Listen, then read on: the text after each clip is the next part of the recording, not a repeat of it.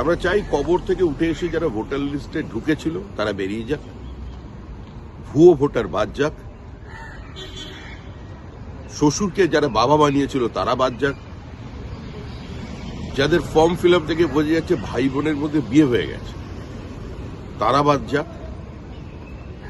সামগ্রিকভাবে অনুপ্রবেশকারী রোহিঙ্গাদের বাদ দিয়ে পশ্চিমবঙ্গের মানুষ একটা বিশুদ্ধ ভোটার লিস্ট পাক। এতে গণতান্ত্রিক ব্যবস্থাও শক্তিশালী হবে, সুরক্ষিত হবে এবং ভারতবর্ষের আভ্যন্তরীণ নিরাপত্তা যেটা কম্প্রোমাইজড হয়ে যাচ্ছে সেই জায়গা থেকে আমরা বেরিয়ে আসতে পারব।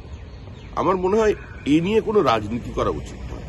এখানে বিভাজনের রাজনীতি ভুলে সমস্ত মানুষের সঙ্গে দাঁড়িয়ে সমস্ত রাজনৈতিক দলের ঐক্যবদ্ধভাবে সিদ্ধান্ত নেওয়া দরকার।